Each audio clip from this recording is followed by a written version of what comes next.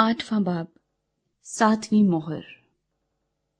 जब उसने 7वीं मोहर खोली तो 8 घंटे के करीब आसमान में खामोशी रही, और मैंने उन 7 फरिश्तों को देखा जो खुदा के सामने खड़े रहते हैं, और उन्हें 7 नरसिंगे दिए गए।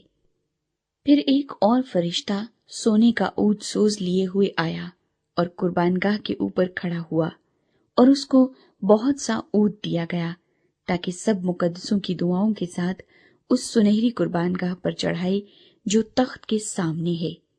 और उस ऊद का धुआं फरिश्ते के हाथ से मुकद्दसों की दुआओं के साथ खुदा के सामने पहुंच गया, और फरिश्ते ने ऊद सोज को लेकर उसमें कुर्बानगाह की आग भरी और जमीन पर डाल दी, और गरजें और आवाजें और बिजलियां पैदा हुई और भूचाल आया।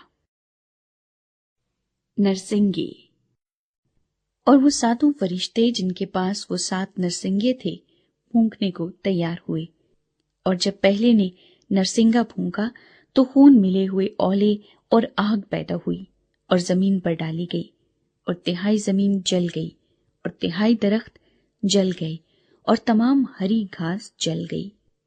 और जब दूसरे फरिश्ते ने नरसिंगा फूंका तो गोया आग से जलता हुआ एक बड़ा पहाड़ समुद्र में डाला गया, और तिहाई समुद्र खून हो गया, और समुद्र की तिहाई जानदार मखलूकात मर गई, और तिहाई जहाज तबाह हो गए। और जब तीसरे फरिश्ते ने नरसिंगा फूंका तो एक बड़ा सितारा मशल की तरह जलता हुआ आसमान से टूटा और तिहाई दरियाओं और पानी के चश्मों पर आ पड़ा। उस सितारे का नाम नागदूना कहलाता है।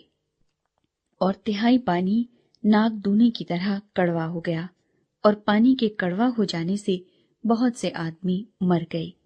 और जब चौथे फरिश्ते ने नरसिंगा फूंका तो तिहाई सूरज और तिहाई चांद और तिहाई सितारों पर सदमा पहुंचा, यहाँ तक कि उनका तिहाई हिस्सा तारीक हो गया, और तिहाई दिन में रोशनी न रही, और इसी तरह तिहाई रात में भी।